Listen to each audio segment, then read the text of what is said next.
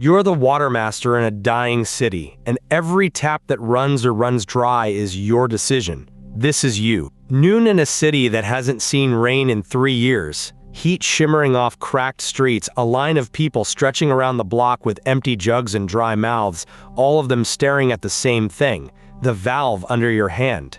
Turn it one way and a neighborhood drinks tonight. Turn it the other and they don't. You're not a politician. You're not rich, or you weren't. You're the man who knows where the last water in a dying city goes, and you've learned that in a drought, the man who controls the water doesn't ask for power.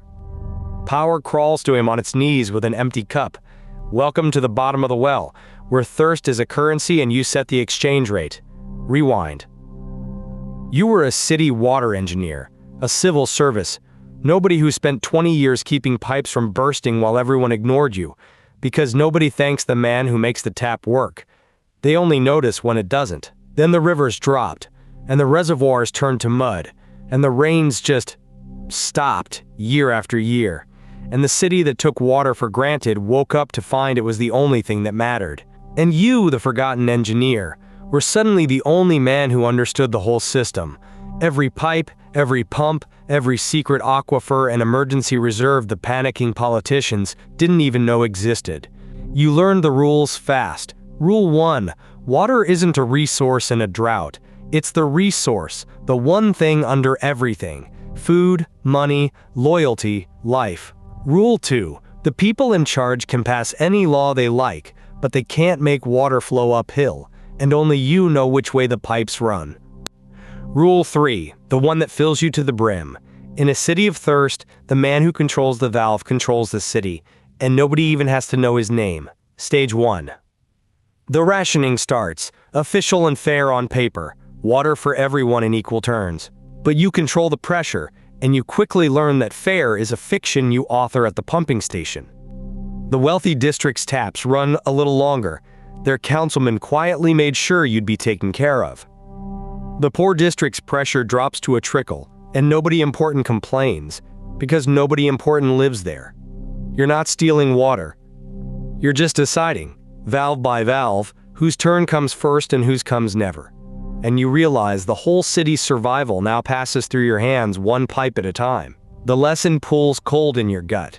Scarcity doesn't create injustice. It just reveals who was always holding the valve. Stage 2. Equal favors are nothing. You want a market, so you stop giving the extra water away and start selling it. You know the system has slack. The official maps don't show an old aquifer, a mothballed reserve, pressure you can conjure from pipes the city forgot. You start quietly routing that hidden water to the people who will pay. The factory that can't run dry, the hospital that'll empty its budget, the rich man who wants his garden green in a city of dust, as a sign he's above the thirst. You become the black market spring in a dying city, the man who can make water appear where the law says there is none. The lesson runs clear and cold. The most valuable water in a drought isn't the water everyone can see. It's the water only one man knows is there. Stage 3. The new water commissioner, appointed to look tough on the crisis, comes after you. She audits the pumps, notices the pressure numbers don't add up, starts asking where the slack is going. She could expose the whole game, so you don't fight her. You make her dependent. You engineer a dramatic emergency in her own district, a main failure that leaves her constituents screaming. Then you heroically restore it overnight, using the very hidden reserve she was hunting for, making yourself the only man who can save her politically every time the city panics. She stops auditing you, she starts protecting you, because you've made her survival flow through your valve too. And the lesson settles like silt. The way to stop an investigator is to make her need the very thing she's investigating. Stage 4. Now you stop selling water and start selling life and death, because you've realized water isn't really the product, leverage is. A factory owner who crosses you finds his lines mysteriously dry for a week, his workers idle, his contracts lost, until he comes back humble. A neighborhood that votes the wrong way finds its pressure drops the next morning. You never say a word about cause and effect. You let the city learn it. You become the silent kingmaker of a dying town, the man every politician must please, because you can deliver a district's gratitude or its rage, with a quarter turn of a valve before an election. And you etch the rule into the dry concrete. When you control what people need to live, you don't buy votes, you ration them. Stage 5. You climb past the city into the region, because the drought is bigger than one town, and the men who run the state are fighting over the last great water source, a single aquifer, a single river, a single dam that decides whether whole cities live. And you make yourself the one man who understands how to move water between them, the engineer every desperate mayor and governor needs, the broker who can promise one city's survival at the price of another's thirst. You're not running a pumping station anymore. You're holding the lives of millions in a network of pipes only you can read, and the powerful come to you because you're the only one who knows which way to turn the whole region's flow. And the lesson lands heavy as a full reservoir. The man who controls the source controls every city downstream of it. Stage 6. There's a weakness. You're one man at one system, and systems have backups, rivals, engineers who could learn what you know, so you make sure they can't. You get your people into every pumping station, every treatment plant, every dam control room that matters, until the entire region's water answers, through a quiet web of loyal hands, to you.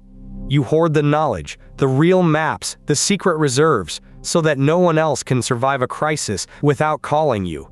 You've turned the whole parched region into a single body, and you're the heart deciding where the blood goes. And the rule goes in like a valve seated tight: don't control one well. Control everyone who knows where the wells are.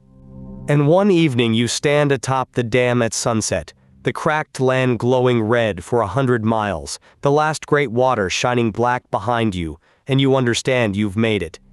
This is the peak. There is not a city that drinks, a crop that grows, a factory that runs, a child that lives through the summer without your hand on the flow. The governors who'd never have learned your name now wait on your word, because you hold the one thing all their power floats on. You came up a forgotten engineer no one thanked, and you turned the most invisible job in the world, keeping the water moving, into ownership of every life that needs to drink. You learned what the men in the capital never do.